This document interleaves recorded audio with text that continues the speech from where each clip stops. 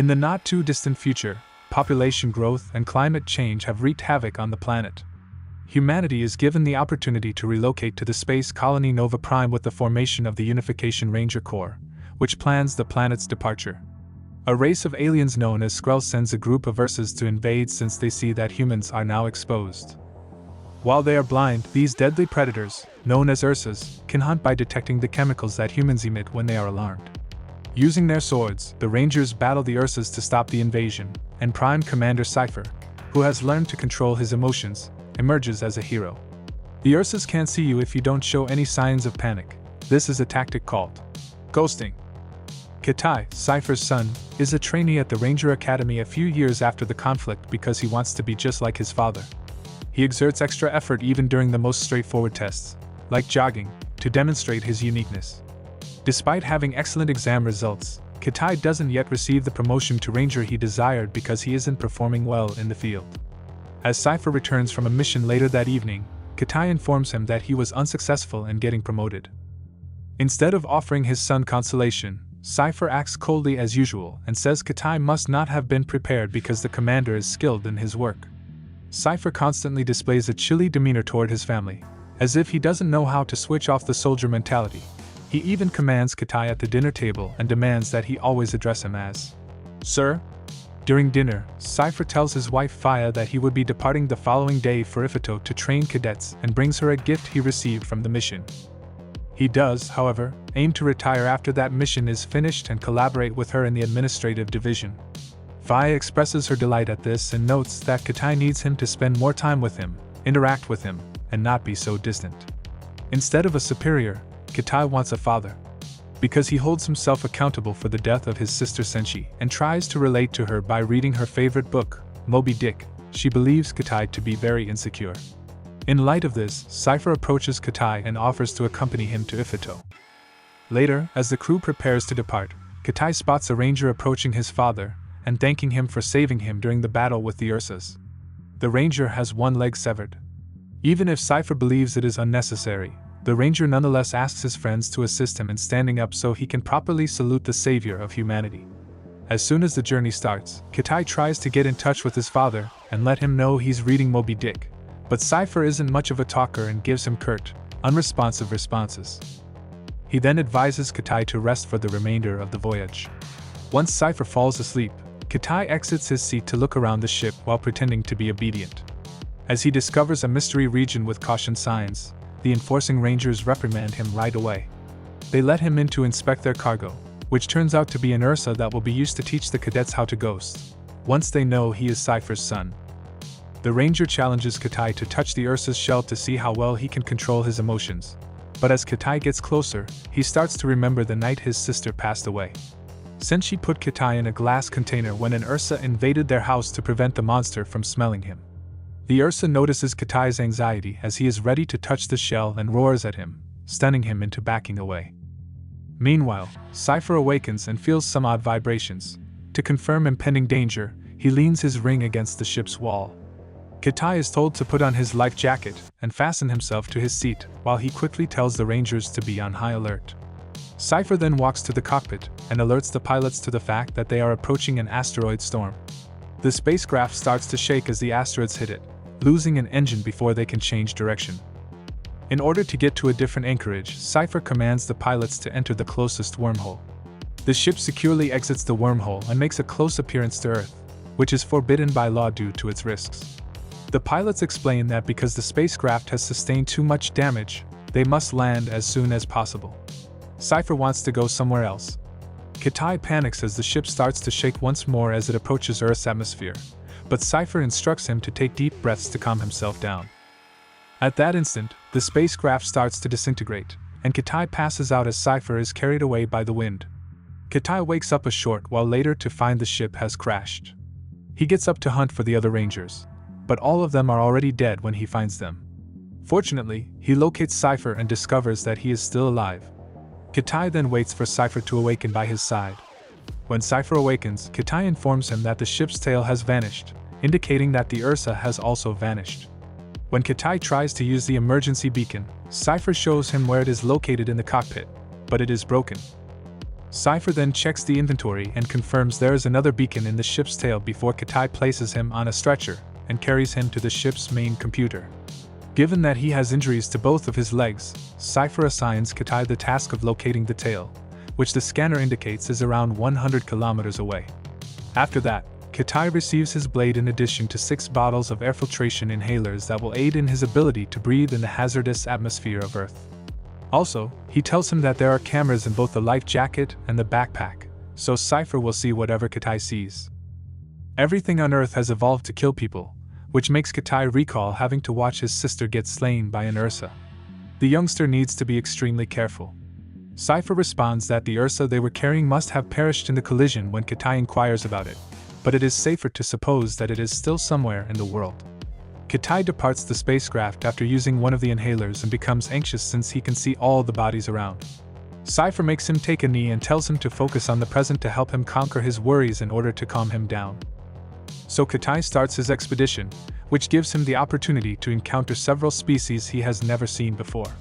He is frightened by a spider on his hand as he climbs a cliff, and when he gets to the top, he is treated to views of animals grazing on the plains and birds soaring over the sky.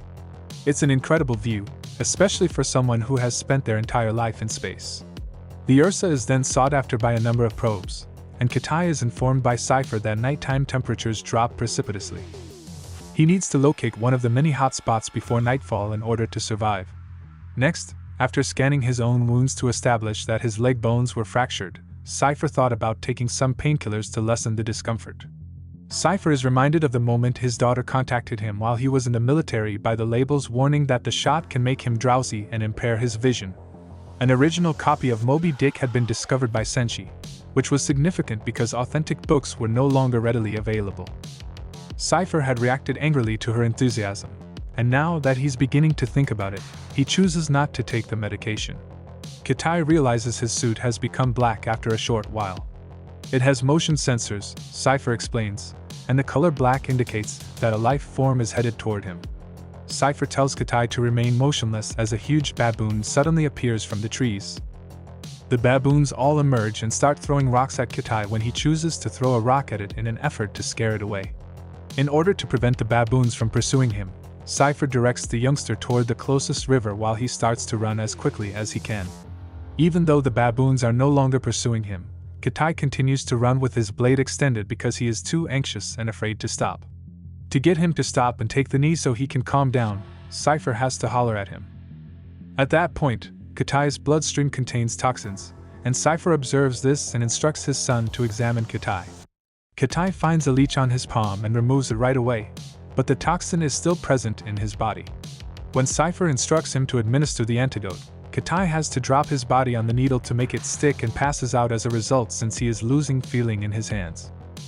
A hot spot is 10 kilometers away when Kitai is forced to awaken by Cypher as he notices the temperature is dropping. While Cypher watches his son, Kitai starts sprinting as quickly as he can. Cypher hears the computer tell Kitai that he requires an artery shunt to treat his leg. Once more, Cypher rejects the medication and endures the procedure's discomfort instead. He considers Senshi's 19th birthday party, which he was forced to witness through a screen since he was on a mission, as he works. Cypher finally agreed to blow out the candles on Senshi's cake after much pleading. Because younger Kitai blew the candles for him, they were out. When Kitai finally arrives at the hotspot, he inspects his gear and notices 2 of his inhalers are broken, but he tells his father he has all of them while in fact just having one. Cypher observes a response on the screen that would suggest lying, but he stays silent. In order to ask his father how he was able to ghost during the war, Kitai grabs a vial and hides under a tree as it starts to rain. Cypher claims that an Ursa once used its pincer to stab him in the shoulder, and while they struggled, they both tumbled into the river. When Cypher decided to die, the Ursa tried to drown him, but when she couldn't find him anymore, the pincer emerged. Cypher had realized that while anger may exist, fear is merely something that people imagine for the future.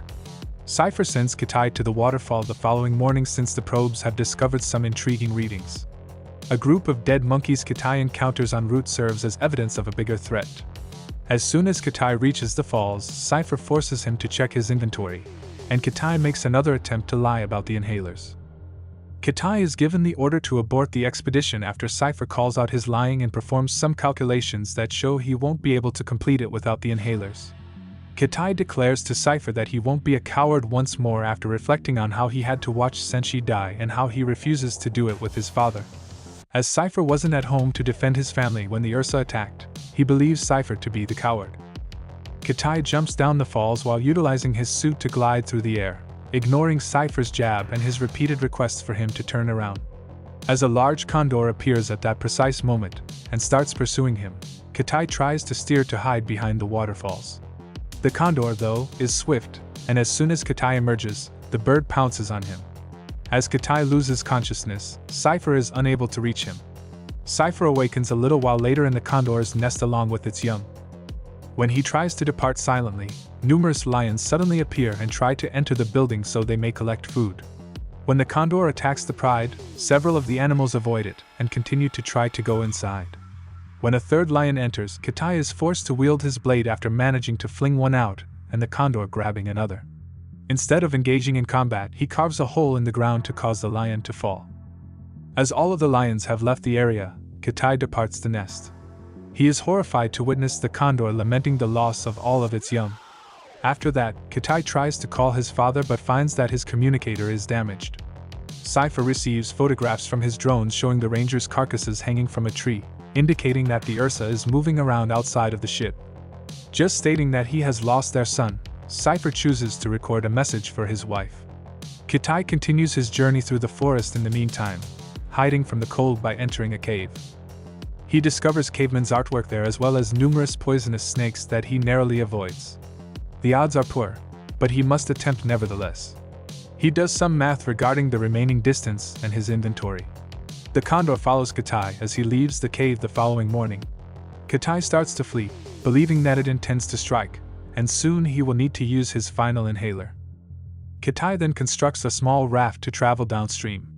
In his nightmares, Senshi appears next to him when he is sleeping, and he tries to explain to her that, on the day of her passing, he almost escaped the containment to assist her. Senshi doesn't believe him, but she doesn't mind because she believes that by rescuing himself, he made the right decision. She also believes that Cypher is upset with himself over what transpired. Senshi yells at Kitai to wake up as he attempts to recite Moby Dick to demonstrate that he has been reading it. When Kitai opens his eyes, he sees that the raft has arrived at the shore. As the temperature begins to decrease, Kitai scrambles to locate a hotspot, but he isn't quick enough and collapses to the ground as the plants around him begin to freeze. Kitai fears that he will perish, but when he awakens in the morning, he finds something on top of him that has kept him warm. It is the condor, which sacrificed itself to save him in recompense for protecting its young.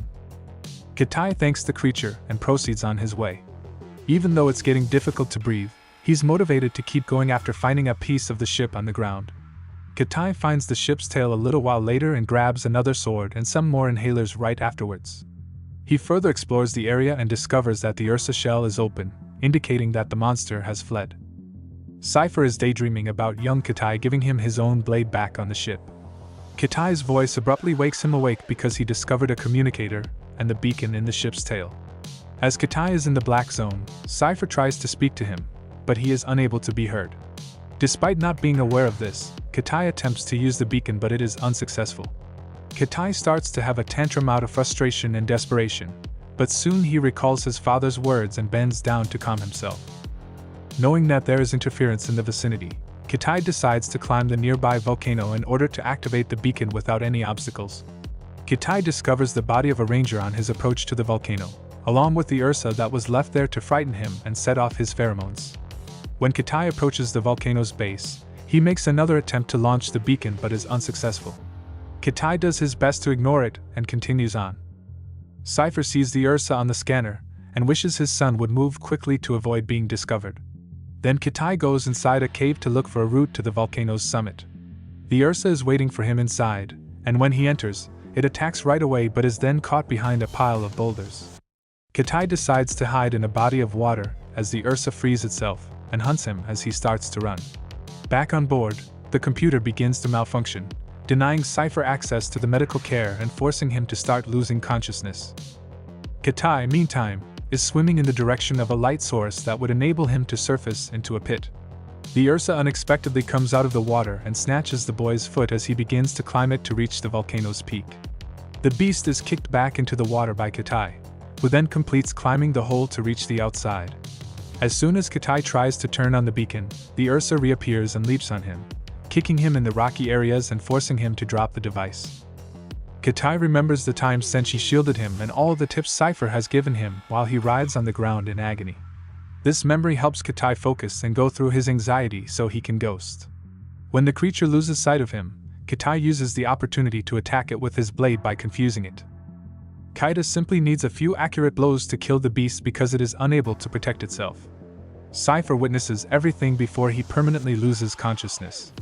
After that, Kitai finally activates the beacon, and the Rangers show up to save them in a short while. Although Kitai is concerned about his father, he finds out he is alright. Kitai rushes to embrace his father, as he declares his desire to collaborate with his mother, but Cypher struggles to stand up out of respect for his bold kid. Cypher answers by hugging back for the first time ever and saying that he, too, wants to retire.